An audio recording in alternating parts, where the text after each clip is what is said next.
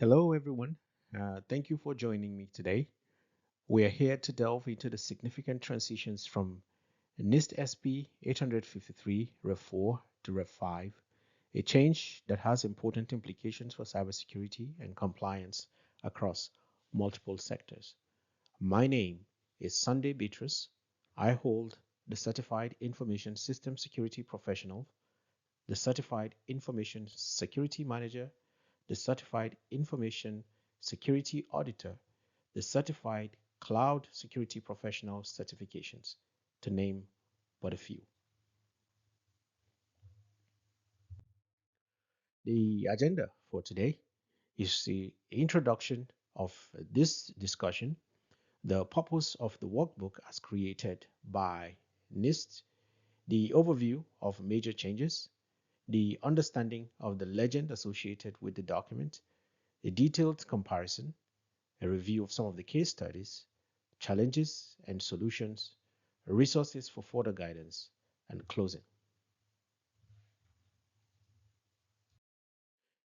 Before we jump into the specifics of the revisions, let's briefly discuss what NIST SP 853 is.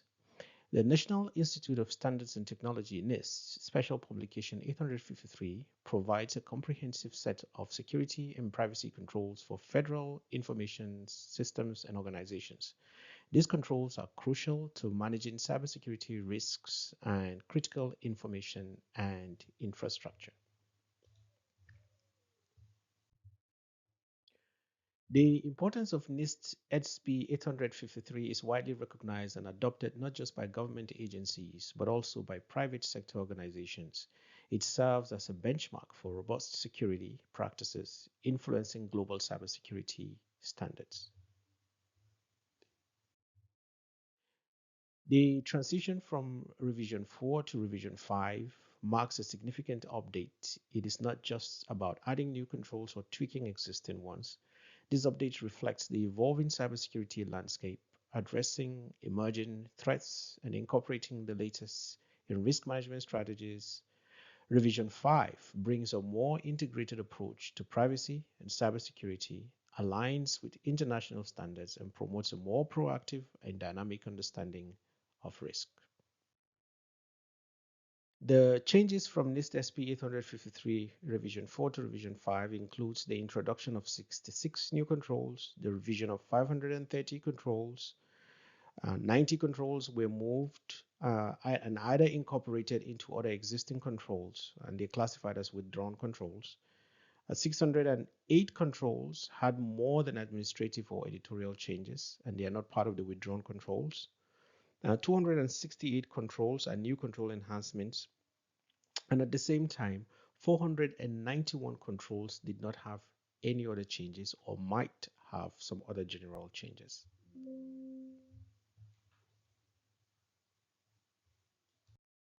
The document, as presented by NIST and available on their website, includes a legend with several change notations and explanation for some of those changes.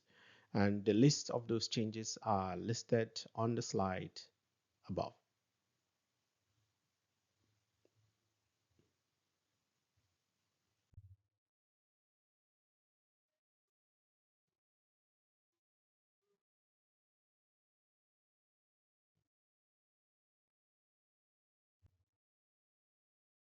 Within the document as presented, there are salmon pink shadings, there are dark gray shadings, light gray shadings, and no shadings at all.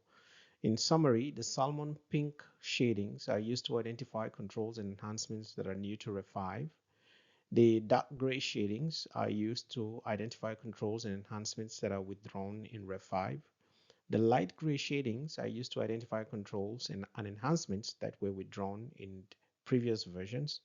And no shading at all is used to identify controls and enhancements that are unchanged from Rev 4 to Rev 5.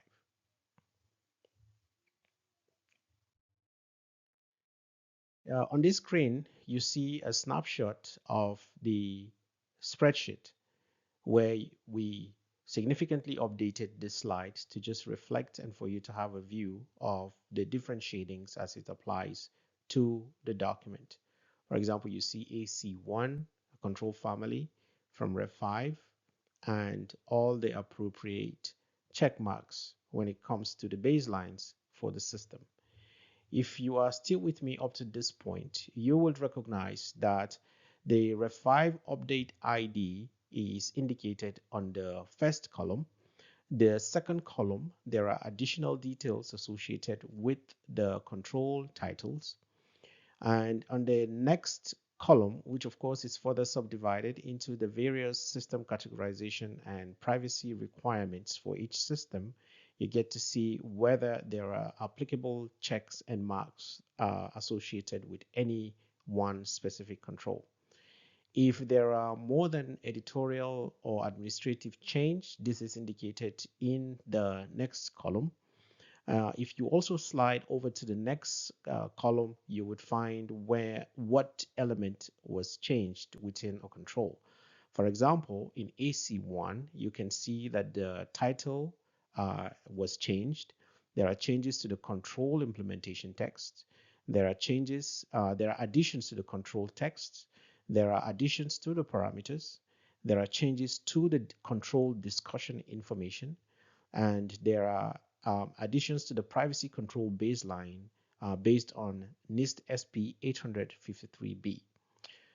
If you move over to the next slide, next column, change details, you get to see the details of what changed across the entirety of the control. And again, this was also summarized in the change elements. At the same time, an additional column was added to allow you to be able to sort your controls. As you can see, this is a white column of controls. The white column is applicable to AC1. That also means that this control didn't have any significant change in both the title, the privacy, whether it is applicable to low, moderate, or high. There are no changes applicable here. But if you slide over to the next row, you get to see that this control, for example, AC210, account management, shared and group account credential, there are changes here. This control was withdrawn. And again, based on the previous review of the color slides, you know that the dark gray means that this control is withdrawn. The next control is the light gray control, shaded light gray, AC31, access enforcement, restricted access to privileged functions. There are no significant changes here, but the bottom line is that this is a previously withdrawn control in Rev 4. It has been incorporated into AC6. The last row tells you about AC311.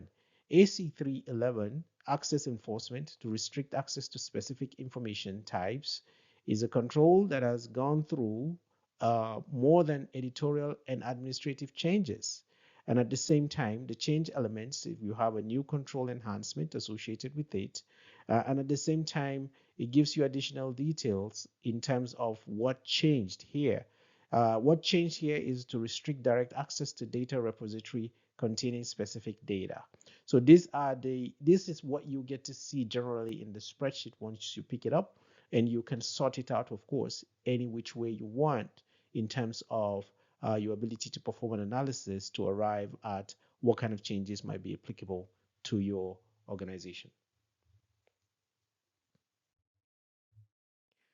Our focus today is to explore these changes in details. We will look at what's new, what has been revised, and perhaps most importantly, how these changes affect your organization's approach to cybersecurity and compliance. Whether you are in the you are in the process of implementing these controls, or just looking to stay informed, this presentation will provide valuable insights into the evolution of NIST SP 853. Now, let's move forward and take a closer look at the purpose and structure of the comparison workbook, which will be our guide in understanding these revisions.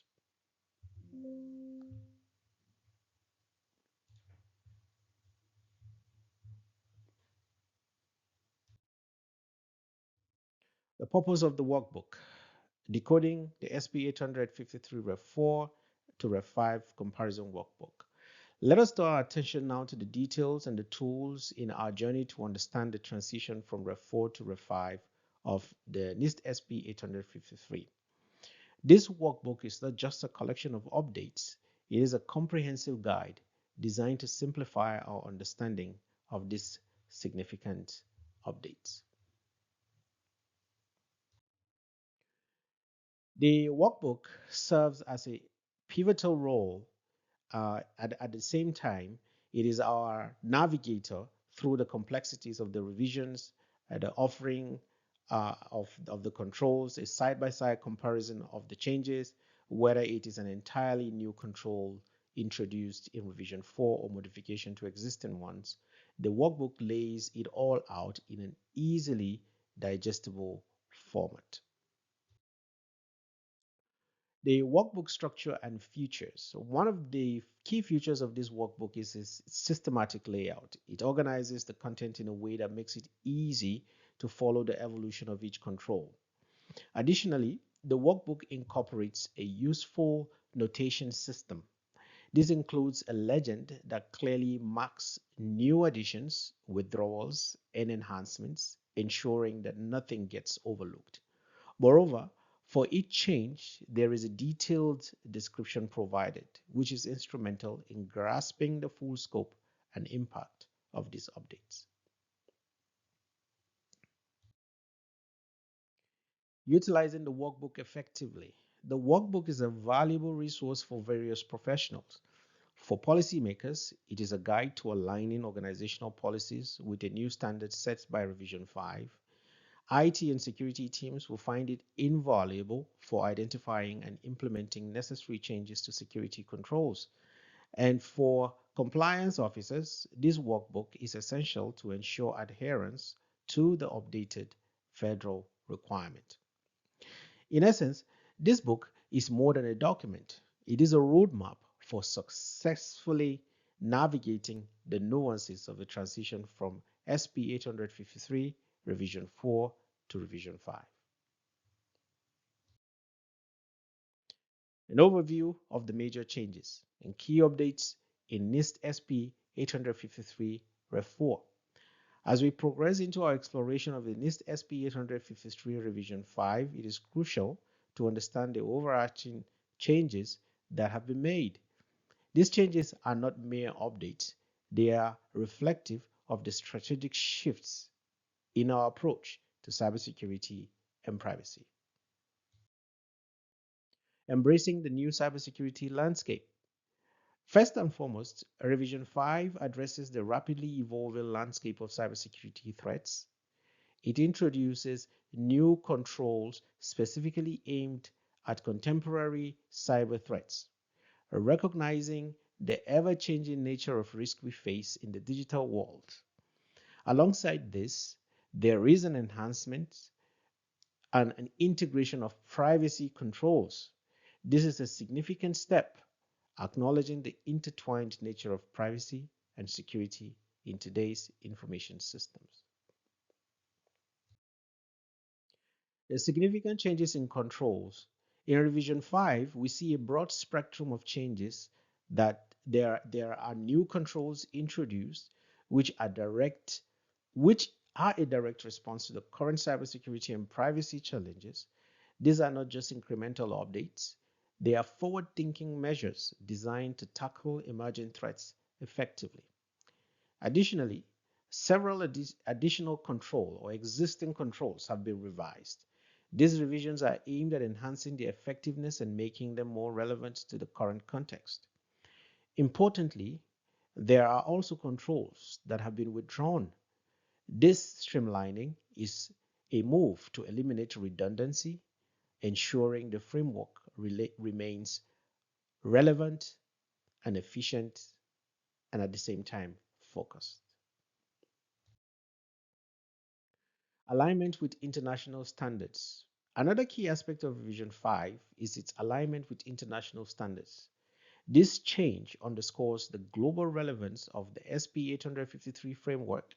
It is not just about compliance within the United States, It is about setting a benchmark that resonates internationally. This broader applicability makes the framework even more valuable, extending its reach to both government and private sector organizations around the world. Understanding the legend and deciphering the workbook notation system. So welcome to this crucial segment of the presentation, Understanding the Legend. This part of our workbook is the compass that helps us navigate through the sea of changes between SP 853 Rev 4 and Rev 5. Key to decoding changes. In our journey through these revisions, it is made easier by the legends that was provided. It is a crucial tool that translates the workbook symbol and color codes into clear, understandable language. This visual guide is especially useful for quickly pinpointing the nature of each change, whether it is the introduction of a new control or an update to an existing one, or the removal of controls that are no longer pertinent. The types of notations are explained here.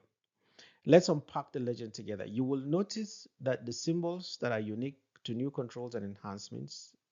This indicates fresh strategies introduced to address modern cybersecurity needs. We also have specific notation for modification to existing controls. These are updates that may affect how we implement and manage controls within our organizations.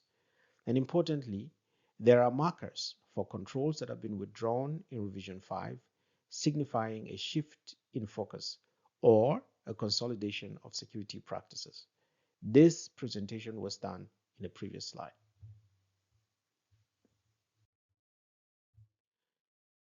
Why is the legend in this spreadsheet so important? Because it streamlines our review process. It enables us to quickly assess the breadth of changes and understand their impact. For organizations, it is foundational.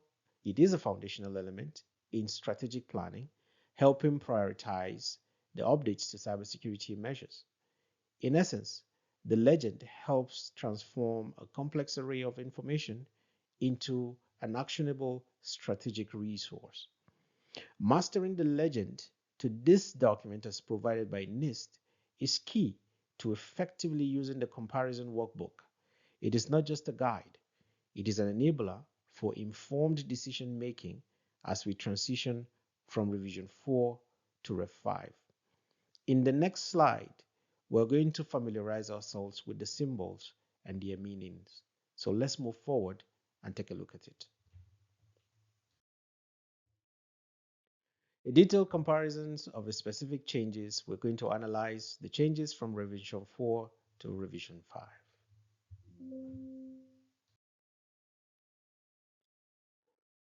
New and enhanced controls. Consider the case study involving a new control, an automated system account management.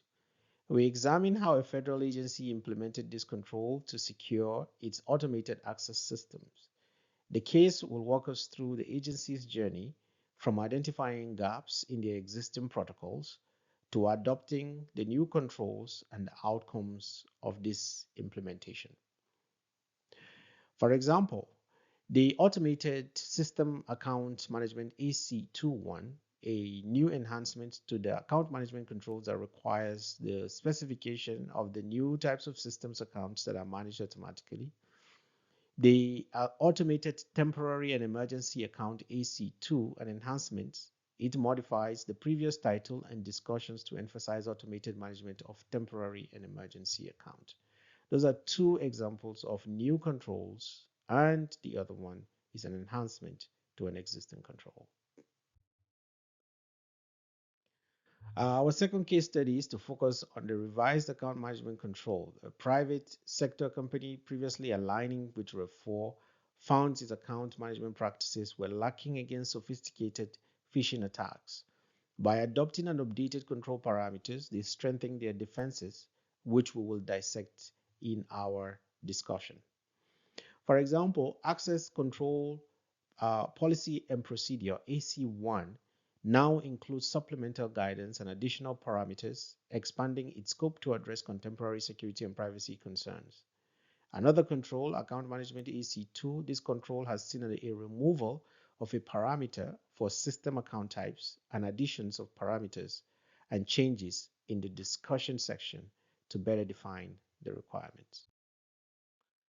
In our third case study, we explore the impact of withdrawn controls. We'll look at an organization that has had to pivot its security strategy after certain controls they relied on were removed in revision 5.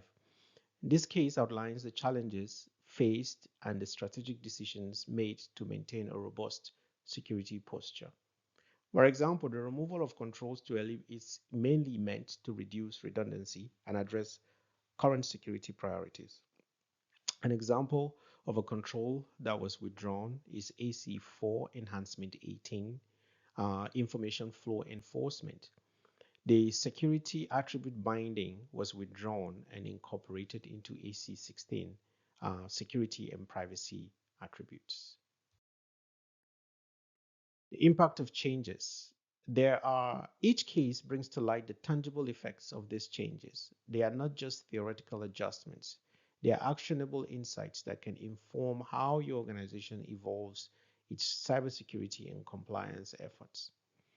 There are many reasons why we look at this, but as we reflect on these case studies, consider how the changes in Revision 5 may similarly affect your organization. The goal is to turn these insights into action, using the lessons learned to bolster your security and privacy controls. Case studies and practical implication of changes. That's applying the updates, case studies from the field. Now let us shift our focus to the real world and the application of these updates. In this segment, we delve into case studies that illuminate the practical implication of transitioning from Revision 4 to Revision 5 of the NIST SP 853.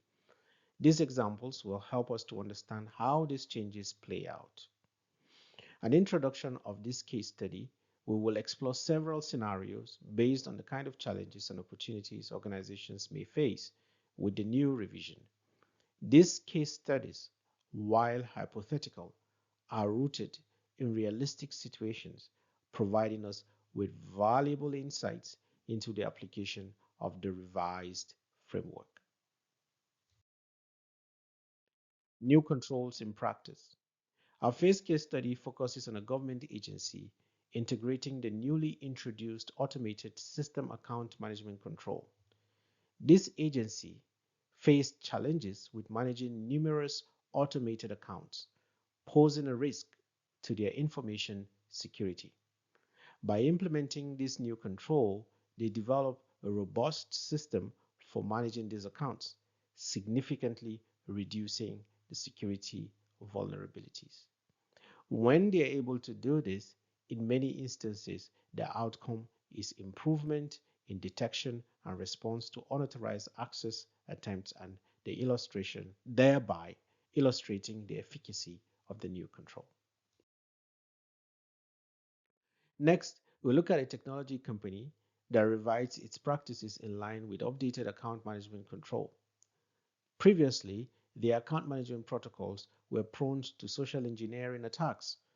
With the updated control, they enhanced their security measures, including stronger verification processes, which led to a marked decrease in account breaches. As a result of that, the outcome is usually a significant reduction in unauthorized access incidents, showcasing the practical benefits of these revisions. Then in our final case studies, we're going to examine how an IT company adapting to the withdrawal of certain controls. How are they doing that? They had to reassess their security framework and redistribute resources to areas emphasized in Revision 5. This process, while initially challenging, ultimately made their security measures more focused and effective. And the outcome of this, in many instances, or as in this case, will be a successful integration of new methodologies, maintaining a stronger security posture despite the withdrawal of previous controls. As we consider these case studies, think about how similar scenarios might unfold in your own organization. The transition to revision 5 is an opportunity to strengthen your cybersecurity posture, align with current best practices, and prepare for future challenges. The operational steps taken to train staff and update processes in response to control updates is, for example, an operational update that might need to occur within an organization. There are so many things that you can do within an organization to help you to address some of the challenges that we've discussed so far.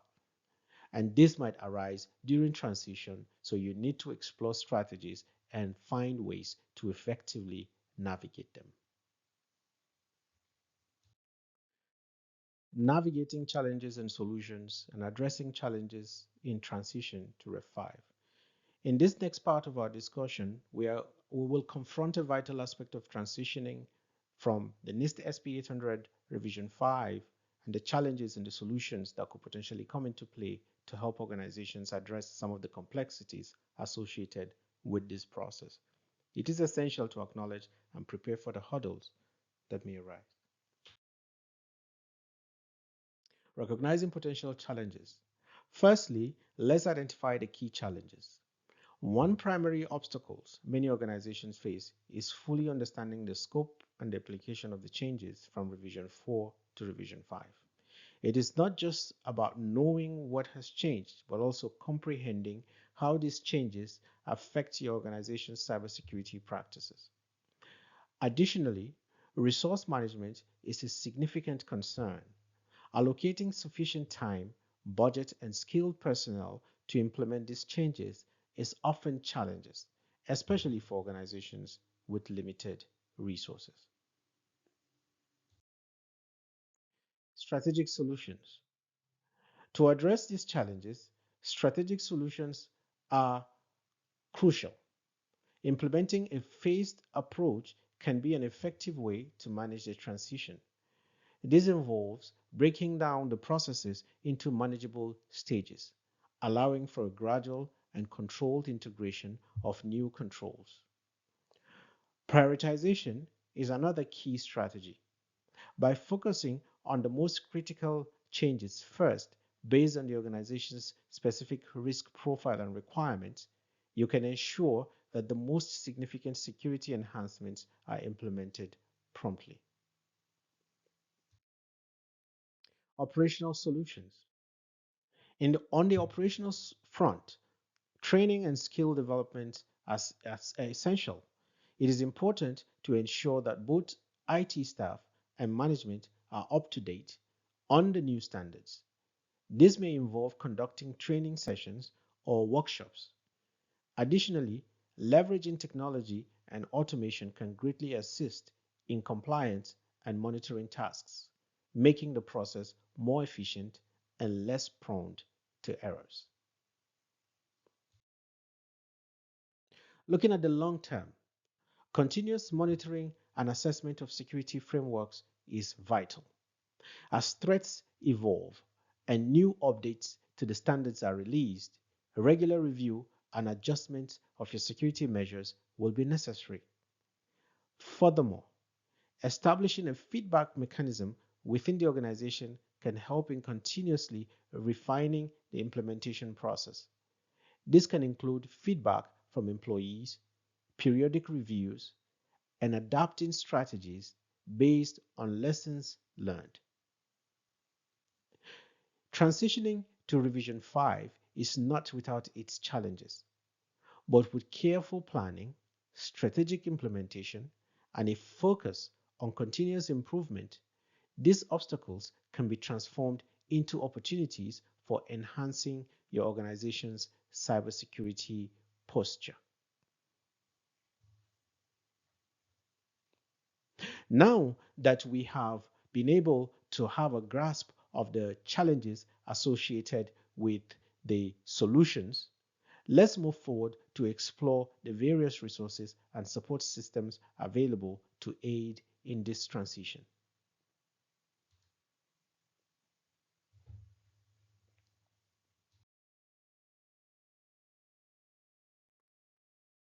The official NIST resources are essentially available in open source materials that can be utilized by any organization in providing references. Online webinars and workshops and interactive sessions are typically hosted by NIST to provide in-depth understanding and an opportunity for question and answer sessions. There are also professional consultancy services. Cybersecurity consulting firms can provide expert services for tailored transition strategies and implementation support. There are also compliance and risk management advisors, the specialists assisting in aligning organizational policies with Rev 5. Education and training platforms are another process that can allow your organization or your operational strategies to come into sharp focus in preparing your organization to both have an understanding of the updated cybersecurity standards and best practices. You can also think about in-house training models that you could create, customize, and tailor it to your organization's specific needs and current infrastructure. There are also community and peer supports available. Online forums and discussion boards, platforms for sharing experiences and solutions with industry peers, professional network events, opportunities to learn from and collaborate with other professionals undergoing the same transition can be very helpful. I want to thank you for taking the time to listen to this presentation today. I look forward to hosting you in another session in the future. Have a great rest of your day. Thank you.